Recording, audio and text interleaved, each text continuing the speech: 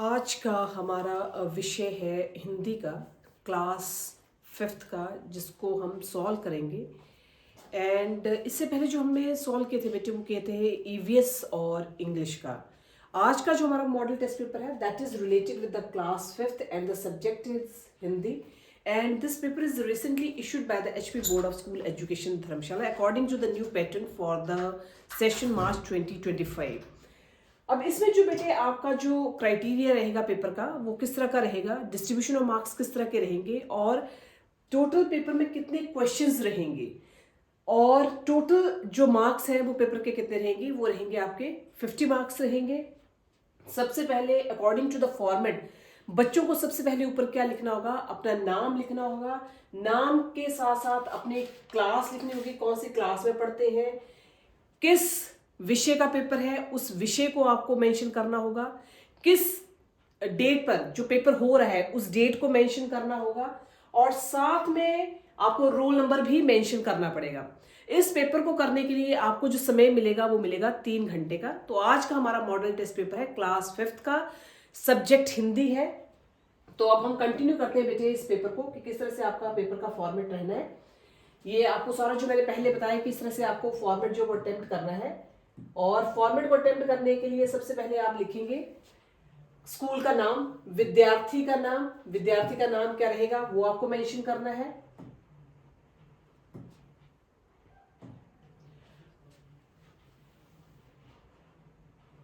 उसके बाद आपका रहेगा ये विद्यार्थी का नाम आ गया, स्कूल का नाम, कक्षा कौन सी कक्षा में आप पढ़ते हैं, रोल नंबर क्या है आपकी कक्षा का, और किस दिनांक पर आपका पेपर होने जा रहा है। तो पहला जो प्रश्न है बेटे वो है सही विकल्प चुनने हैं। आपको 4 ऑप्शन दी होंगी, उन 4 ऑप्शंस में से आपको सही विकल्प चुनना होगा। हर एक क्वेश्चन का जो होगा वो 1 नंबर रहेगा। टोटल आपके 10 सही विकल्प चुनने के क्वेश्चंस आएंगे। इस तरह से जो टोटल बनेगा आपके पहले क्वेश्चन का वो बनेगा 10 मार्क्स का। पहला आपका विकल्प है गुरु और चेला कहां पर पहुंचे। गुरु और चेला कहां पर पहुंचे। आपके पास विकल्प दिए गए हैं नगरी, नदी, मंदिर या फिर दुकान। तो गुरु और चेला जो थे वो सबसे पहले कहां पहुंचे थे, वो पहुंचे थे नगरी। तो इसका जो सही उत्तर रहेगा बेटे वो रहेगा नगरी। दूसरा है मंत्री किसे लेकर आया, चेला, कारीगर, संतरी या फिर गुरु। तो मंत्री जो था वो किसको लेकर आया था अपने साथ, चेले को लेकर आया था, कारीगर को लेकर आया था या फिर संतरी को लेकर आया था। तो मंत्री जो था वो अपने साथ किसको लेकर आया था, चेले को लेकर आया था। तो सही उत्तर जो है इसका वो है चेला। नेक्स्ट है दादी कोठरी में अपने सामान के साथ रहती थी, वह किसकी दादी थी। दादी कोठरी में अपने सामान के साथ रहती थी, वह किसकी दादी थी। राजम, कारीगर, मणि। इनमें से आपको सही विकल्प है किसके साथ रहती थी, राजम, कारीगर, मणि या फिर उपर्युक्त सभी। इनमें से आपको बताने कि इसमें सही विकल्प कौन सा है। दादी कोठरी में रहती थी अपने सामान के साथ, पर वो सही मायने में किसकी दादी थी। या तो वो दादी थी राजम की, कारीगर की दादी थी, या फिर मणि की दादी थी, या फिर उपर्युक्त सभी विकल्प सही हैं। तो इनमें से जो सही विकल्प है वो है मणि जो थी, जो दादी थी वो किसकी दादी थी, दादी मणि की दादी थी। तो यहां पर सही उत्तर जो है मणि की दादी थी। मणि की नहीं पर राजम की दादी थी। जो सही मायने में जो उत्तर है इसका राजम की दादी थी। अगला प्रश्न है छोटे होने पर किसने शेर को मारा था, दादा, दादी, मणि या राजम। छोटे होने पर किसने शेर को मारा था, राजम, दादा, दादी या फिर मणि। राजम। सही उत्तर जो है इसका वो है राजम। छोटा होने पर राजम ने शेर को मारा था। बाघ के कितने बच्चे हैं, 2, 3, 4 या फिर 5। तो सही उत्तर जो है बाघ के 3 बच्चे हैं। अब हम अगला प्रश्न जो है आंख लगना का और क्या अर्थ हो सकता है। आंख ये एक तरह से मुहावरा है, तो आंख लगना का और उत्तर क्या हो सकता है या और अर्थ क्या हो सकता है। आपके पास विकल्प दिए गए हैं सोना, जागना, रोना या फिर थकना। आंख लगना का जो अर्थ होता है, दूसरा और अर्थ जो हो सकता है, तो आंख लगना का जो दूसरा और अर्थ है वो है सोना। सही उत्तर है सोना। पहाड़ों के पीछे कौन झांक रहा था, सूरज, चांद, विशन या बहुजी। पहाड़ों के पीछे सूरज झांक रहा था। सही उत्तर है सूरज। धूप से खेत कैसे लग रहे थे? सुनहरे लग रहे थे, पीले लग रहे थे, हरे लग रहे थे या फिर लाल लग रहे थे? तो धूप से खेत जो थे वो सुनहरे लग रहे थे। सही उत्तर है इसका, धूप से खेत सुनहरे लग रहे थे। घरों में लोग नलों के पाइप पर क्या लगवा लेते हैं? आपके पास विकल्प दिए गए हैं, मोटर, मशीन या फिर उपायुक्त सभी। आपको ये बताना है कि घरों में लोग नलों के पाइप पर क्या लगवा लेते हैं। अब क्या क्या लगवा लेते हैं आपको ये बताना है। मोटर लगवा लेते हैं, मशीन लगवा लेते हैं, फिल्टर लगवा लेते हैं या फिर उपायुक्त सभी। तो घरों में जब लोग नलों के पाइप पर जो जो चीजें लगवा लेते हैं, वो मोटर भी लगवा लेते हैं, मशीन भी लगवा लेते हैं, फिल्टर भी लगवा लेते हैं। तो उपायुक्त ये सभी विकल्प जो है वो सही विकल्प है। घरों में ज्यादातर लोग जो है वो नलों की पाइप के साथ मशीन, मोटर, फिल्टर ये सभी जो है वो लगवा लेते हैं। तो उपायुक्त ये सभी विकल्प जो है वो सही विकल्प है। तो यहां पर उपायुक्त सभी विकल्प सही विकल्प है। अगला है, हम पैसों को खुश होकर किस में डाल लेते हैं या हम किस में डाल देते हैं? ज्यादातर बच्चे जो होते हैं, घरों में कोई आते हैं तो बच्चों को पैसे देते हैं, तो ज्यादातर बच्चे जो होते हैं उन पैसों को खुश होकर वो किस में डाल देते हैं? आपके पास विकल्प दिए गए हैं, डिब्बा, बक्सा, गुल्लक। किस में डाल देते हैं? डिब्बा, बक्सा, गुल्लक या फिर पर्स में डाल देते हैं। तो इसमें जो सही विकल्प है वो है, बच्चे पैसों को खुश होकर गुल्लक में डाल देते हैं। यहां पर ये हो गया हमारा प्रश्न नंबर 1, जो कि संबंधित था सही विकल्प को चुनने से। सही विकल्प चुनकर आपने उसका सही उत्तर लिखना था। तो इस तरह से आपके एक एक नंबर का आपका ये प्रश्न है। तो टोटल आपके जो बनेंगे वो 10 अंक बनेंगे इस प्रश्न के। और अगला प्रश्न है हमारे पास प्रश्न नंबर 2, जिसमें आपको दिया गया है कि दिए गए गद्यांश को देखकर आपको क्या करना है, ध्यानपूर्वक पढ़ना है और प्रश्नों के उत्तर देने हैं। इस गद्यांश से संबंधित जो भी प्रश्न पूछे गए होंगे उन प्रश्नों के क्या करने होंगे, उत्तर देने होंगे। तो ये आपके पास गद्यांश दिया गया है। अब गद्यांश क्या है, किसी जंगल में एक हिरणी अपने परिवार के साथ रहती थी। किसी जंगल में एक हिरणी अपने परिवार के साथ रहती थी। एक दिन वह पानी पीने के लिए नदी की ओर जा रही थी कि अचानक एक शिकारी को देखकर डर गई। शिकारी उस पर तीर चलाने ही वाला था कि वह बोली, ठहर जाओ, मुझे अभी मत मारो, घर पर मेरे छोटे बच्चे हैं, वे मेरा इंतजार कर रहे हैं, मैं उनसे मिलकर लौट आऊंगी। फिर से एक बार इस गद्यांश को हम पढ़ेंगे। किसी जंगल में एक हिरणी अपने परिवार के साथ रहती थी। एक दिन वह पानी पीने के लिए नदी के किनारे जा रही थी या नदी की ओर जा रही थी कि अचानक एक शिकारी को देखकर वह डर गई। शिकारी उस पर तीर चलाने ही वाला था कि वह बोली, ठहर जाओ, मुझे मत मारो, मेरे घर पर छोटे छोटे बच्चे हैं, वे मेरा इंतजार कर रहे हैं, मैं उनसे मिलकर लौट आऊंगी। प्रश्न है, हिरनी अपने परिवार के साथ कहां रहती थी? हिरनी अपने परिवार के साथ जंगल में रहती थी। हिरनी किसे देखकर डर गई? हिरनी शिकारी को देखकर डर गई जब वह जंगल में नदी में पानी पीने जा रही थी। शिकारी क्या करने वाला था? हिरनी को देखकर शिकारी क्या करने वाला था? हिरनी को देखकर शिकारी तीर चलाने वाला था। घर पर मेरे छोटे, अगला प्रश्न है, घर पर मेरे छोटे डैश हैं, वे मेरा डैश कर रहे हैं, वाक्य पूरा करो। घर पर मेरे छोटे बच्चे हैं, वे मेरा इंतजार कर रहे हैं, ये वाक्य बना है पूरा। घर पर मेरे छोटे बच्चे हैं, वे मेरा इंतजार कर रहे हैं, बच्चे इंतजार। नदी शब्द पर वाक्य बनाओ। अगला प्रश्न है प्रश्न नंबर 5, जो कि पूछा गया है कि नदी शब्द पर आपको वाक्य बनाना है।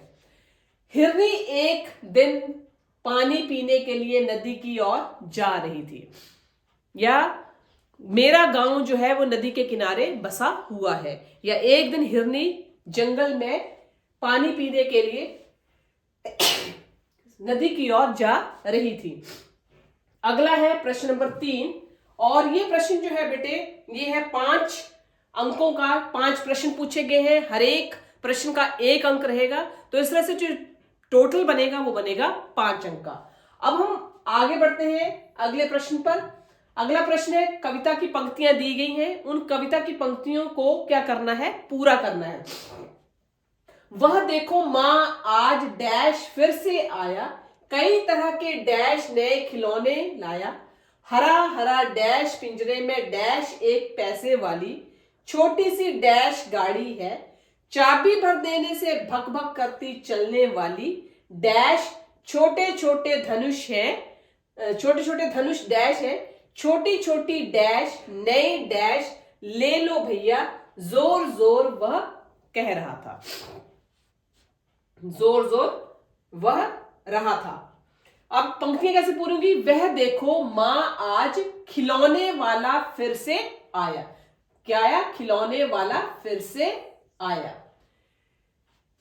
कई तरह के डैश नए खिलौने, कई तरह के सुंदर सुंदर, कई तरह के सुंदर सुंदर खिलौने लाया, हरा हरा तोता पिंजरे, हरा हरा तोता पिंजरे में गेंद, हरा हरा तोता पिंजरे में डैश गेंद एक पैसे, गेंद यहां पर क्या आएगा, गेंद एक पैसे वाली छोटी सी मोटर गाड़ी है, छोटी सी मोटर गाड़ी है, सरसर चलने वाली, सरसर चलने वाली, सरसर चलने वाली सीटी भी है, सीटी भी है, कई तरह के सुंदर खेल चाबी भर देने से भक भक करती चलने वाली रेल, छोटे छोटे धनुष बाण, छोटे छोटे धनुष बाण, छोटे छोटे धनुष बाण है, छोटी छोटी तलवार नए खिलौने ले लो, जोर जोर भैया जोर जोर वह रहा पुकार। तो इस तरह से ये कविता की पंक्तियां हैं। एक बार मैं फिर से रिपीट करूंगी, वह देखो मां आज खिलौने वाला फिर से आया है, कई तरह के सुंदर सुंदर नए खिलौने लाया है, हरा हरा तोता पिंजरे में गेंद एक पैसे वाली, छोटी सी मोटर गाड़ी है, सरसर चलने वाली सीटी भी है, कई तरह के सुंदर खेल चाबी भर देने से भक भक करती चलने वाली रेल, छोटे छोटे धनुष बाण है, छोटी छोटी तलवार नए खिलौने ले लो भैया, जोर जोर वह रहा पुकार। तो ये प्रश्न रहेगा बेटे आपका कितने अंकों का रहेगा, ये प्रश्न रहेगा आपका 10 अंकों का, 10 अंकों का ये प्रश्न रहेगा, प्रश्न नंबर 3। आगे अब हम चलते हैं प्रश्न नंबर 4 पर। प्रश्न नंबर 4 है आपका, निम्नलिखित प्रश्नों के उत्तर दीजिए। कोई 5 प्रश्न आपको करने होंगे। पहला प्रश्न है, मंत्री ने अपने बेटे को शहर क्यों भेजा था? क्या कारण था कि मंत्री ने अपने बेटे को शहर भेजा? मंत्री ने अपने बेटे को शहर इसलिए भेजा क्योंकि वह चाहता था, अपने बेटे को चालाक तथा समझदार बनाना चाहता था। मंत्री जो था वो अपने बेटे को चालाक और समझदार बनाना चाहता था, इसलिए मंत्री ने अपने बेटे को शहर भेजा ताकि वह अपना जीवन चैन से बिता सके। ईला की कशीदाकारी में खास बात क्या थी? ईला की कशीदाकारी में काठियावाड़ के अतिरिक्त लखनऊ और बंगाल की भी झलक थी। ईला की कशीदाकारी में काठियावाड़ के अलावा लखनऊ और बंगाल की झलक भी थी, बंगाल और लखनऊ की भी झलक थी। उसने काठियावाड़ टांकों के साथ साथ अन्य कई टांके इस्तेमाल किए थे। पत्तियों को चिकनकारी से सजाया था, डंडिया को काथा से उभारा था। उसने पशु पक्षियों की ज्यामितीय आकृतियों को कसूती और जंजीर से सजाया। इस प्रकार उसने पारंपरिक डिजाइनों में नवीनता का मिश्रण किया।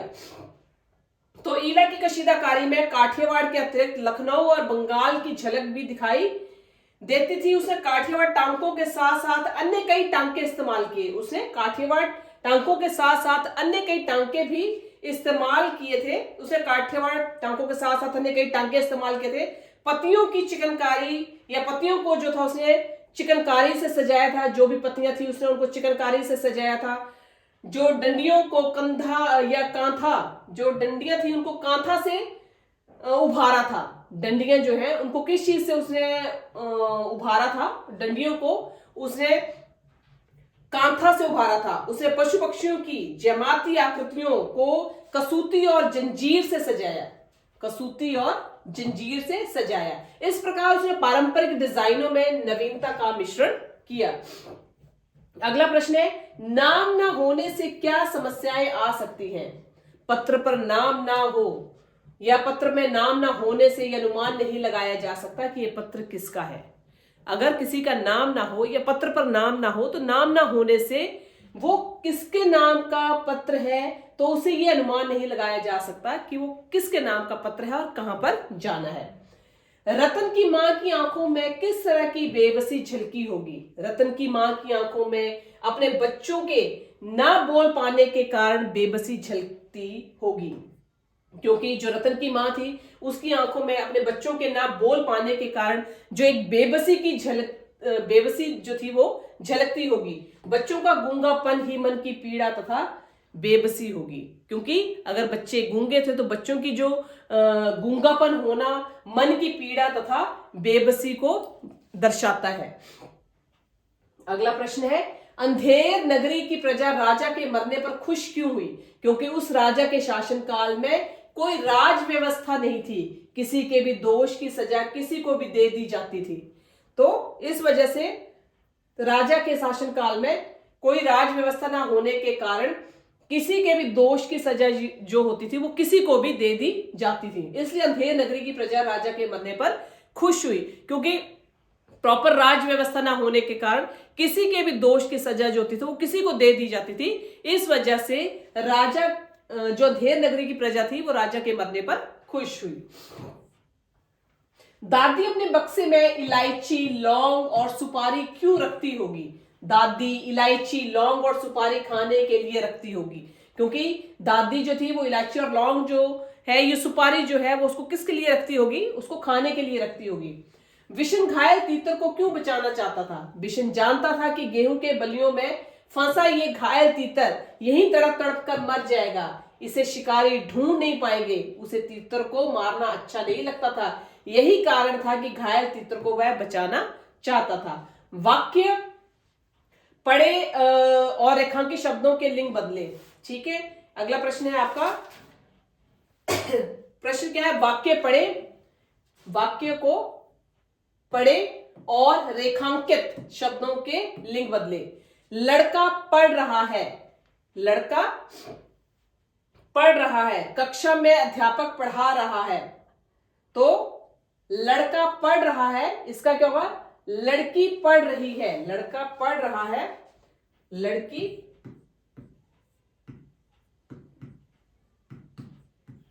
पढ़ रही है।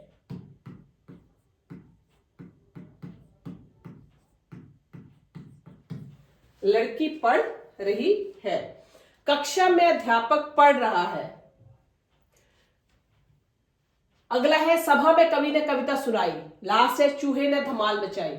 लड़का पढ़ रहा है, लड़की पढ़ रही है। उसके बाद था, कक्षा में अध्यापक पढ़ रहा है, कक्षा में अध्यापिका पढ़ रही है। सभा में कवि ने कविता सुनाई, सभा में कवित्री ने कविता सुनाई, कवइत्री ने कविता सुनाई। सभा में कवित्री, सभा में कवित्री, सभा में कवित्री ने कविता सुनाई।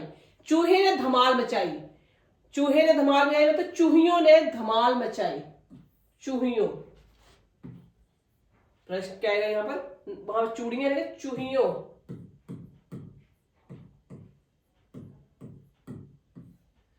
चूहियों ने धमाल मचाई, चूहियों ने धमाल मचाई। वचन बदलिए। थैला, थैले, किताब, किताबें, नदी, नदियां, पुस्तक, पुस्तकें। रेखांकित शब्दों के विलोम शब्द लिखिए। आज दिन में बहुत कम था, या आज दिन में बहुत काम था। आज दिन में बहुत काम था। अगला है, अब रेखांकित शब्दों के विलोम शब्द लिखने हैं। आज दिन में बहुत काम था, अब इसका जो होगा, आज दिन में बहुत काम था, आज रात में, यहां पर क्या आएगा, रात में बहुत काम था। मोटा आदमी फिसल कर गिर गया, पतला आदमी फिसल कर गिर गया, पतला आदमी फिसल कर गिर गया। गिलास में पानी कम है, गिलास में पानी ज्यादा है।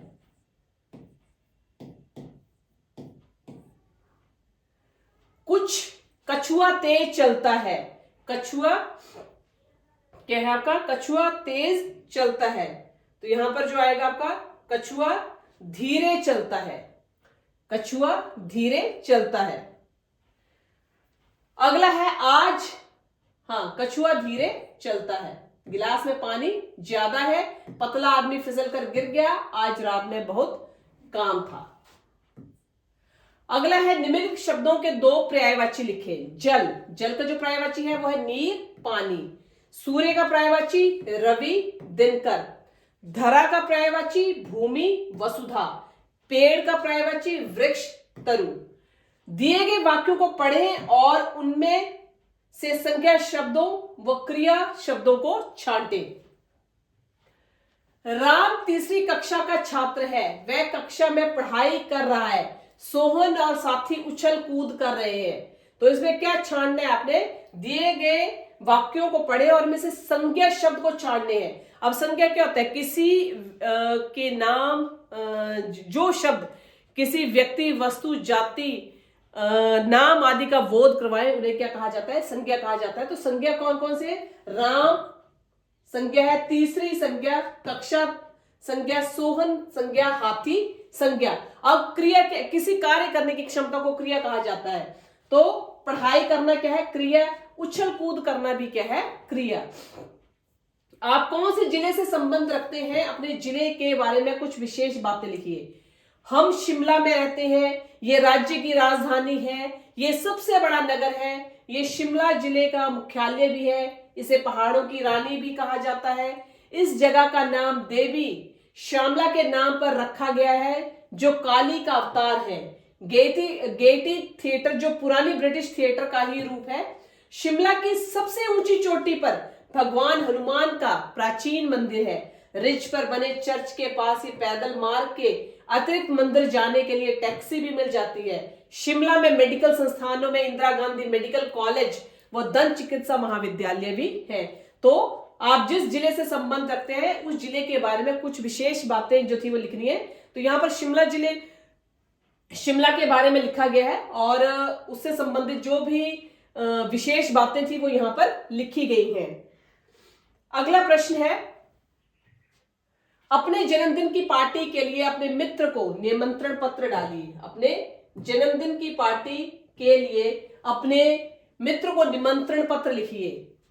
30 पटाएक रणवीर नगर पालमपुर।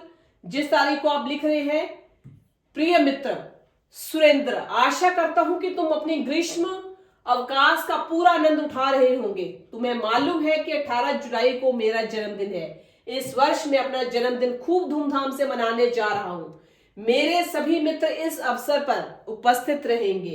मैं चाहता हूं कि तुम भी इस अवसर पर हमारे साथ रहो। आशा करता हूं कि तुम अवश्य आओगे। हम सब मित्र तुम्हारे आने की प्रतीक्षा में रहेंगे। परिवार में पिता तथा माता जी को प्रणाम कहना। तुम्हारा अभिन्न मित्र अजय। तुम्हारा अभिन्न मित्र अजय। अगला प्रश्न, ये प्रश्न जो रहेगा बेटे, इससे पहले जो हमने कहा कि आप कौन से जिले से संबंध रखते हैं, अपने जिले के बारे में कुछ बताइए, वो 3 अंकों का प्रश्न था। अब ये जो आपका जन्मदिन की पार्टी के लिए अपने मित्र को निमंत्रण पत्र है, ये जो प्रश्न रहेगा बेटे, ये रहेगा आपका 4 अंकों का। अब अगला प्रश्न है आपका प्रश्न नंबर 8। इस तरह से हिंदी विषय का पेपर जो रहेगा वो 8 प्रश्नों में विभाजित रहेगा। अब ये हिंदी विषय का आखिरी प्रश्न है, 8वां क्वेश्चन है। कहानी को अपनी समझ के आधार पर पूरा कीजिए। कहानी क्या है, एक बार शेर पेड़ के नीचे से रहा था, अचानक पेड़ के बल से एक चूहा बाहर आया। बिल से, नॉट बल पर, बिल से एक चूहा बाहर आया और शेर पर कूद गया। शेर ने उसे कसकर पकड़ लिया, लेकिन कुछ सोचकर अपनी कैद से मुक्त करवा दिया। चूहे ने शेर को धन्यवाद देते हुए कहा कि एक दिन वह शेर की मदद अवश्य करेगा। अब आपको कहानी पूरी करनी है। एक दिन गर्मी बहुत पड़ रही थी, एक शेर ढूंढते ढूंढते थक गया। तो एक दिन जो थी वो क्या थी, गर्मी बहुत पड़ रही थी, एक शेर शिकार ढूंढते ढूंढते थक गया।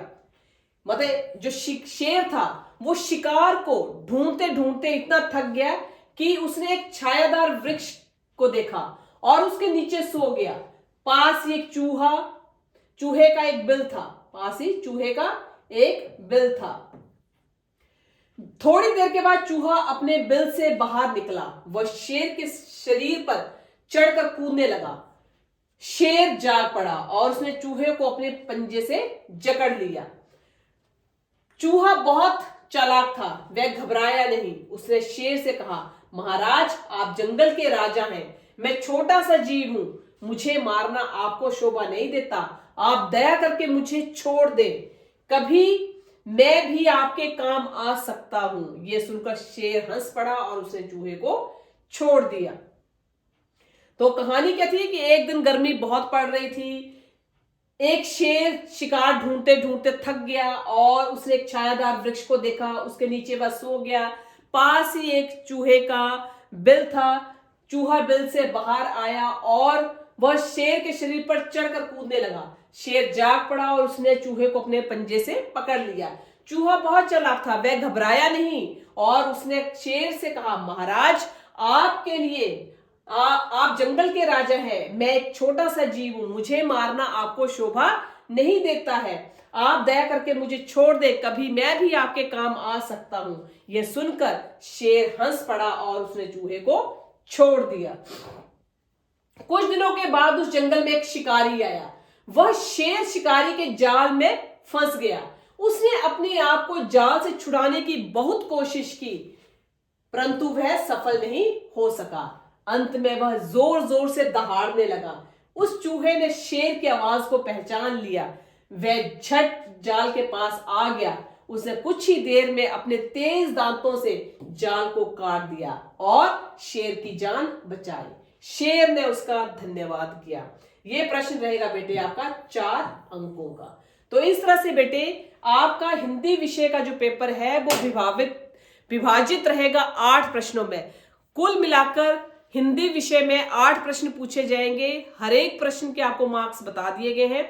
सबसे पहला प्रश्न जो था वो था आपका सही विकल्प चुनने का, जिसमें आपसे 10 प्रश्न पूछे जाएंगे और हर एक प्रश्न के जो होंगे वो 1 अंक रहेगा। कुल मिलाकर जो होंगे वो 10 अंक रहेंगे। अगला प्रश्न जो था बेटे वो था आपका गद्यांश का। दिए गए गद्यांश को आपको पढ़ना है और पढ़कर उस गद्यांश से संबंधित जो भी प्रश्न पूछे गए होंगे उनके उत्तर देने होंगे और वह प्रश्न रहेगा आपका 5 अंकों का। तीसरा प्रश्न था कविता की पंक्तियों को पूरा करना है, वो भी आपका 10 नंबर का प्रश्न रहेगा। चौथा प्रश्न था प्रश्नों के उत्तर देने हैं, कोई 5 प्रश्न करने हैं। हर एक प्रश्न के जो होंगे बेटे वो रहेंगे आपके 2 अंक और कुल मिलाकर इस तरह से बनेंगे आपके 10 अंक। और कविता की पंक्तियां जो पूरा करनी थी वो है 5 अंक का। गद्यांश जो है आपका वो रहेगा आपका 5 अंकों का। कविता की पंक्तियों को पूरा करना जो है वो भी 5 अंक का रहेगा। प्रश्नों के उत्तर जो देने हैं कोई 5 प्रश्न करने हैं, हर एक प्रश्न के 2 अंक रहेंगे। कुल मिलाकर बनेंगे आपके 10 अंक। प्रश्न 5वां जो रहेगा वाक्य पढ़े और रेखांकित शब्दों के लिंग बदलने थे, वो है 2 अंकों का। वचन बदलना 2 अंक का रहेगा। विलोम शब्द जो है वो भी 2 अंक का रहेगा। निम्नलिखित पर्यायवाची शब्द देने हैं वो भी आपका 2 अंकों का रहेगा। और उसके बाद संज्ञा शब्द व क्रिया शब्द को छांटना है वो भी 2 अंकों का रहेगा। और छठा प्रश्न था आप किस जिले से संबंध रखते हैं, उस जिले के बारे में आपने बताना है, वो रहेगा 3 अंकों का। अपने जन्म दिवस पर अपने मित्र को निमंत्रण पत्र भेजना वो भी आपका रहेगा 3 अंकों का। और लास्ट में था कहानी को पूरा करना है, एक आपके पास अनुवाद दिया गया होगा, उसको देखकर आपको मिलती जुलती एक कहानी लिखनी होगी, वो रहेगा आपका 4 अंकों का। इस तरह से हिंदी विषय का पेपर जो है वो आपका बनता है 50 अंकों का। ये है नए पैटर्न के अकॉर्डिंग, जो आपका नया फॉर्मेट आया है उसके according Himachal Pradesh board of school education Dharamshala ने पेपर रिसेंटली इशूड किया है, जो कि आपके मार्च 2025 में पेपर होने जा रहे हैं। तो इस पैटर्न को आप फॉलो कर सकते हैं और इसके अकॉर्डिंग आप अपनी घर बैठकर जो है वो तैयारी कर सकते हैं। आपके अभिभावक भी आपकी तैयारी करवा सकते हैं और बच्चों को भी किसी भी तरह की कोई परेशानी नहीं हो सकती है। तो अब हम कल और एक नए मॉडल टेस्ट पेपर के साथ आपके साथ दोबारा मिलेंगे। तो तब तक आप इस विषय की अच्छी तरह से तैयारी करें।